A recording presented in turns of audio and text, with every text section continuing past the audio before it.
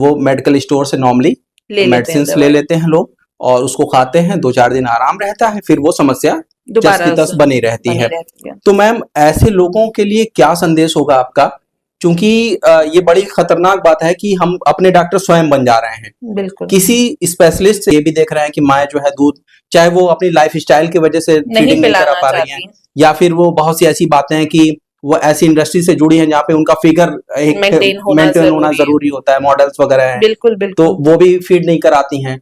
तो चांसेस हैं उनको ज्यादा चांसेस हैं। बच्चे होना बहुत जरूरी है। ये भी एक बहुत बड़ा रिस्क फैक्टर है जो कैंसर को डिले करता है। जो आजकल लेट शादियां हो रही हैं, हमारा लाइफस्टाइल बदल रहा है, और जैसे स्मोकिंग है, दारू पीना। दोस्तों नमस्कार, मैं हूं धर्मेंद्र पांडे और एक बार फिर से हम लोग आपके बीच में आए हैं एक नया पॉडकास्ट लेके।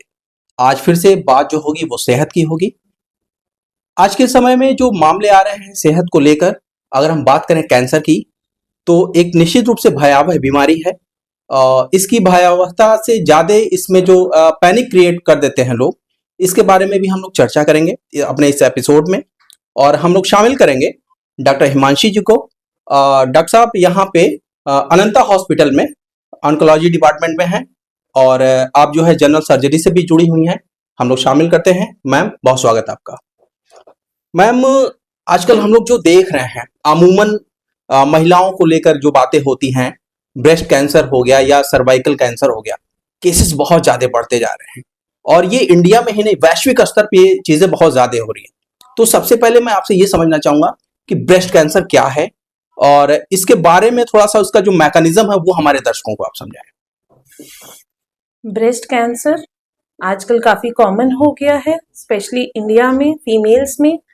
और ये जो है एक साधारण गांठ की तरह प्रेजेंट करता है, जो कि आगे कई बार जाके ब्रेस्ट कैंसर का रूप ले लेता है। कई बार साधारण गांठ होती है जो ऑपरेशन के द्वारा निकाले जाने से सही हो जाती है, और कई बार वो ध्यान ना देने पे ब्रेस्ट कैंसर का रूप ले लेती है। मैम एक चीज आपसे समझना चाहेंगे, लोग कहते हैं, जैसे घरों की मैं बात बताऊं, जैसे महिलाओं में एक संकोच की प्रवृत्ति होती है, तो वो अपनी बातें गार्जियंस को नहीं बता पाती हैं।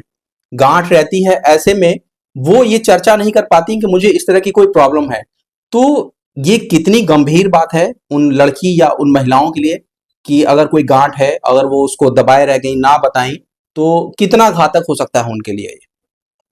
देखिए, महिलाओं के लिए अक्सर, जैसे हम गांव के एरिया में हैं, यहाँ पे अक्सर महिलाएं अपने घर में किसी को बताने से झिझकती हैं और अंदर ही अंदर गांठ मान के बैठ जाती हैं। होता क्या है कि आसपास एक दूसरे से बात करते हैं, ये दवाई खा लो, वो दवाई खा लो, 2-2 साल तक चलती हैं, बाकी और सारी दवाइयां चलती हैं, जिस कारण से वो गांठ ठीक होने की बजाय बढ़ती चली जाती है। कई बार ये कंडीशन तक आ जाती है कि उसमें से गांठ फट जाती है, मवाद वगैरह भी आने लगता है। तो उन सब चीजों को दूर रखने के लिए जरूरी है कि आपस में बातचीत बढ़ाई जाए, सेशंस हों डॉक्टर्स के, जिसमें ये पता चले, डॉक्टर्स डिस्कस करें कि औरतों को कैसे अपने जैसे ब्रेस्ट को एग्जामिन करना है, कैसे चेक करना है कि हमारी गांठ साधारण है, साधारण नहीं है, और फिर इससे जागरूकता फैलेगी और औरतें और बाहर निकल के आ पाएंगी। लेकिन मैम एक चीज जो जरूरी बात ये आ जाती है निकल के इसमें, कि जैसे आपने बताया कि प्रॉपर वे में काउंसलिंग होनी चाहिए, बातचीत होनी चाहिए। अगर हम लोग जो इंटर कॉलेजेस हैं या डिग्री कॉलेजेस हैं वहां पे सेमिनार्स करें, तो एक कहा जाए खाली सरकारी डिपार्टमेंट के ऊपर हम लोग नहीं डिपेंड कर सकते हैं। हमारी पॉपुलेशन इतनी ज्यादा है जी कि हर डॉक्टर जा के सबको नहीं समझा सकता है, तो हम एक ट्रेनिंग का वो स्टार्ट कर सकते हैं। बेसिक से ट्रेनिंग जो है हमारी स्कूल से स्टार्ट होनी चाहिए। हर फीमेल को 20-22 साल की जब लड़की हो जाती है, तब से उनको हर महीने अपनी ब्रेस्ट को एग्जामिन करना चाहिए। उस एग्जामिनेशन का क्या तरीका है वो समझाया जाना चाहिए, और बताया जाना चाहिए कि क्या आपको दिखे, ये चेंजेस दिखे अपनी ब्रेस्ट में, तब आपको डॉक्टर से संपर्क करना है। ये छोटी छोटी चीजें हैं, अगर लोगों को समझ में आनी शुरू हो जाएंगी तो उनको पता चलेगा कि हाँ, हमारे शरीर में कुछ गलत हो रहा है, बदलाव कुछ हो रहा है, हमें उसको डॉक्टर को दिखाना चाहिए। और यही चीज जो टाइमली हम्म, अगर हम डायग्नोसिस कर लेते हैं ब्रेस्ट कैंसर का, तो उससे हमें ये फायदा होता है कि हमारा ट्रीटमेंट भी उतना अच्छा है। हम्म, भले ही कैंसर माना गया है, ब्रेस्ट कैंसर कैंसर ही रहेगा, लेकिन हाँ, टाइमली ट्रीटमेंट से उसका प्रोग्नोसिस इतना अच्छा है कि लोग 15 साल 20 साल तक आराम से जिंदगी जी जी लेते सकते हैं। हैं।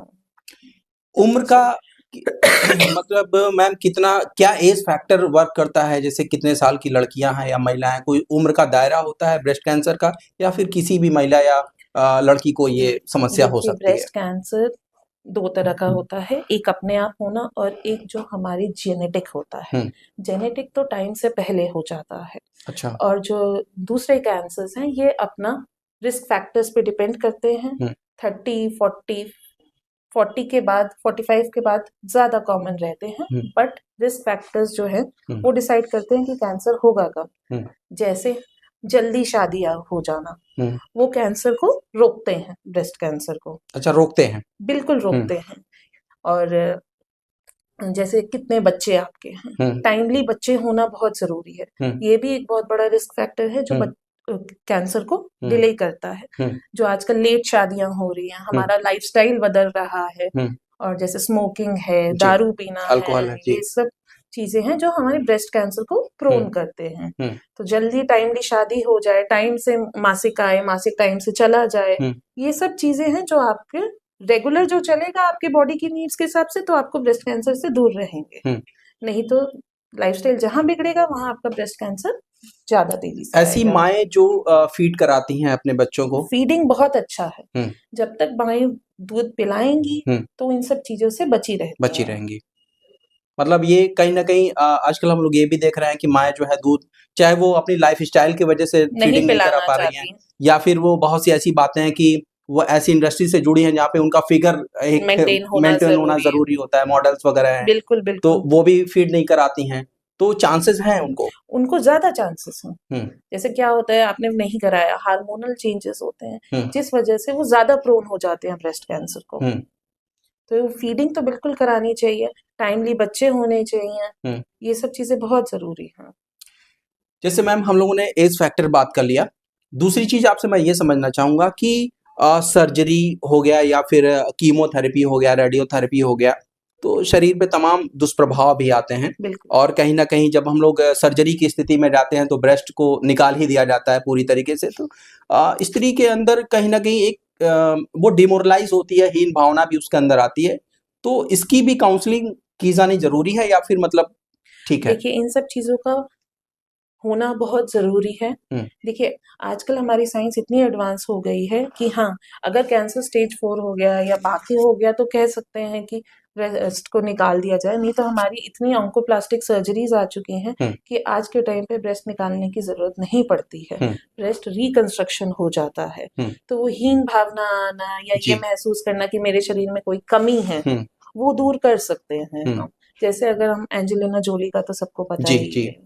उन्होंने भी कराया है हुँ, और वो अभी भी सक्सेसफुल हैं हुँ, अपने करियर में, कोई दिक्कत नहीं है। जी, तो हमारे काफ़ी एक्टर्स हैं, एक्ट्रेसेस हैं, जैसे हुँ, अभी हिना खान का रिसेंटली हुँ, हुआ।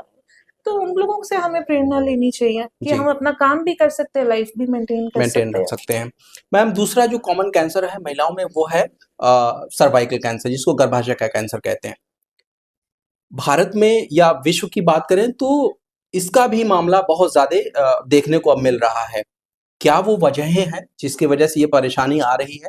पहले तो शायद इतने मामले नहीं हुआ करते थे, लेकिन अभी रिसेंटली हम लोग देख रहे हैं कि आंकड़े बहुत ज़्यादा होते जा रहे हैं और डेथ का रेशियो भी बढ़ रहा है इसमें। तो क्या कुछ इसके बारे में आपका कहना है? क्या कुछ बताना चाहेंगे हमारे दर्शकों को? मैं ये बताना चाहूंगी, जैसे सर्वाइकल कैंसर कहेंगे हम, आप जी, जो सर्विक्स का पूछ रहे हैं, जी। ये जैसे औरतों को सफेद पानी की शिकायत हुँ, होती है, लंबे तक में तक सफेद पानी जिसको आना, लिकोरिया कहते हैं। ल्यूकोरिया जी। कहते हैं, बिल्कुल।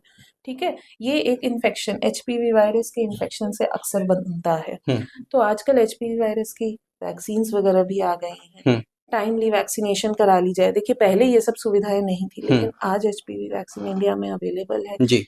तो उसका हमें फायदा उठाना चाहिए, स्पेशली यंग लड़कियों को लगनी चाहिए। मैम क्या एज होती होगी जब ये वैक्सीनेशन होता होगा? वैक्सीनेशन आप 15 से 25 के बीच में आराम से हो जाता है। अच्छा, करवा हाँ, सकते हैं उसको। लेट में भी करा सकते हैं, लेकिन हुँ, अर्ली एज में आप जितना वैक्सीन लगाएंगे वो हुँ। उतना अच्छा रिजल्ट आपको मिलेगा।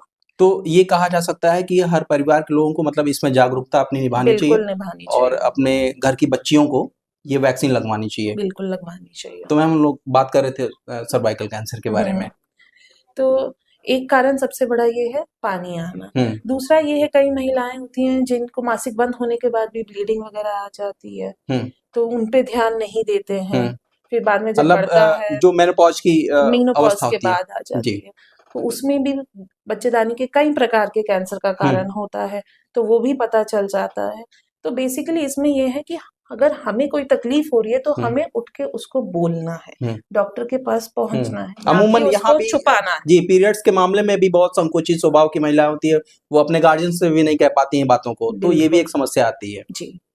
बाकी सर्वाइकल कैंसर अगर टाइमली डायग्नोस हो जाए तो वही बात है, कोई भी कैंसर हो शरीर का, टाइमली डायग्नोसिस एक अच्छा प्रोग्नोसिस देता है हमें, चाहे वो सर्जरी हो चाहे वो कीमो हो। जितना जल्दी हम उसका इलाज शुरू करेंगे डायग्नोस करके, उतनी जल्दी हम अच्छा लाइफ जी पाएंगे इन फ्यूचर। आज का मैम दौर जो है वो ओवर द काउंटर मेडिसिन का है। लोग जाते हैं, कोई समस्या होती है, चाहे वो ब्रेस्ट में पेन हो रहा है या फिर कहीं इंटरनल कोई प्रॉब्लम है, तो वो मेडिकल स्टोर से नॉर्मली मेडिसिन ले लेते हैं लोग और उसको खाते हैं, 2-4 दिन आराम रहता है, फिर वो समस्या जस की तस बनी रहती है।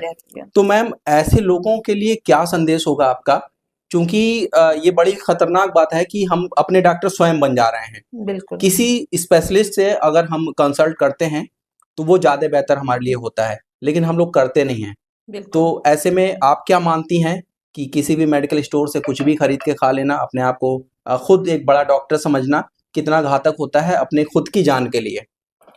बिल्कुल होता है। हम किसी भी बीमारी को, किसी भी शरीर के लक्षण को हल्के में ना लें। और ठीक है, इमरजेंसी है, आपने कोई दवाई ले ली, बहुत अच्छी बात है, जाके दर्द हो रहा है, दवाई ले लीजिए, दर्द कम हो जाएगा, लेकिन तुरंत डॉक्टर को साथ में कंसल्ट कीजिए।